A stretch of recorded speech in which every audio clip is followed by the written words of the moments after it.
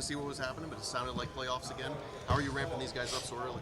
I mean, it's just different phases. I think the whole idea is to the ebbs and flows of a training camp, the ebbs and flows in the season. You know, we're starting a little bit earlier. Got long travel ahead of us, so we just got to maximize the days that we have. There'll be days where the most important thing is to practice, and there'll be days where the most important thing is to just take a step back and rest. So it's just kind of finding that balance there. But credit to the guys; they've come out and they've competed. How are they responding? Good. Yeah, I mean, it's not really a response.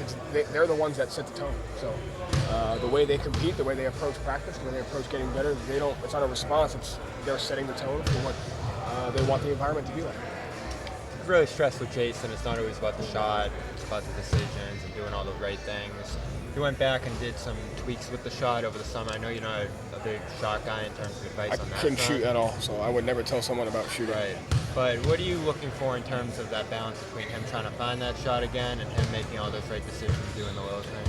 I mean, I don't think the shot is the decision to shoot it is more important. So at the end of the day, as long as he's playing great basketball and he's making great decisions, I mean, I trust his development and I trust his growth and I trust the things that he does. And so as long as he's doing that, he keeps winning the most important thing.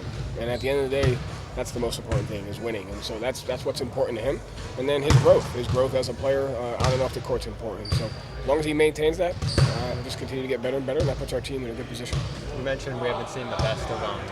What's that next level he can reach? What are the things you're kind of stressing? Yeah, it's a good thing. I mean, I think that's for everybody, right? Like, you take a look at a 26-year-old that's been in the league 8 years. In order to continue to strive for greatness, you got to constantly just get better. And so having an open mind, I think, is just the best way to look at that over the course of a long term. It's, once the season starts, it's so hard because everyone wants to just worry about this season. And this season is important, but so is the trajectory of each individual player over the course of their careers. And so not seeing the best is like, hey, I'm open-minded and I'm a growth-oriented approach to just like long-term success. And I think that's something that's a huge strength of his.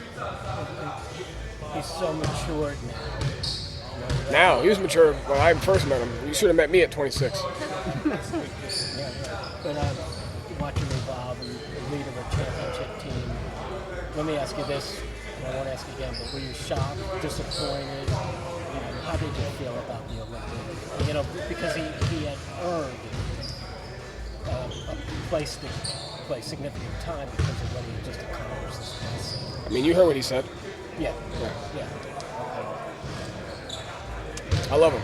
Yeah. Joe, how do you feel? What are the challenges of starting your season across the board? Or is that something Who cares? I mean, it's not really a challenge. It's just you just adjust accordingly. Throughout a season, you'll deal with that as well. So we get started a little bit earlier when we travel. So it's not much different. It'll affect what we do in that short space, the day we land, the next day. But as far as the whole, it doesn't change the curriculum or the things that we have to work on or things that we have to get better at. It just adjusts a couple of decisions that you make in a short-term period. Joe, how fulfilling is it to be back here and seeing the guys kind of roll into the Auerbach again? I know it's an off season you guys got to enjoy, but how fulfilling is it for you as a coach? No, I'm probably much happier to see them than they are to see me, which I'm okay with. But what I love is just, like I said, these guys are the ones that set the tone. They're the ones that are here first in the building. They set the environment, and I enjoy watching guys go after greatness. You get here early, there's guys working on their individual game, they're working at courts together, so I enjoy just the environment that they create, them and the staff. Sorry. There's been a lot of discourse in the WNBA and just in sports in general about online hate that's that players face and just harassment when they don't have big games. Is that something you ever talk about with the players and staying off social media or how to process that? I know obviously you guys just won the championship, so it's not as bad as it might be as it is at other points, but how do you kind of think through all those things? I mean, I don't really give them advice. I think everyone handles that stuff differently. I think the most important thing is just making sure you're a resource for people if they need you, and letting them know that you're an outlet for them. So everybody processes, hate is an extremely strong word, but everyone processes hate, criticism, negativity. Everyone processes that stuff differently. And I think as a coach, it's more important to not try to control that environment as much as be there for the guys. And however they want to deal with that, you're a supporting resource for them. Explain the tape and the arrows and the boxes and all of that stuff to you? We'll get there. Eventually I will, yeah. We'll get to that. Your impression's been of Baylor since you've had him built.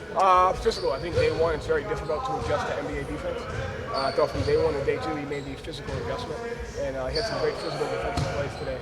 And so I think that's the trajectory. Any young player, coming into it, the most important thing is can you play defense, can you execute a defensive system, and can you rebound. And he got better at that from day one to day two. Thanks, Joe. Thanks. Appreciate it.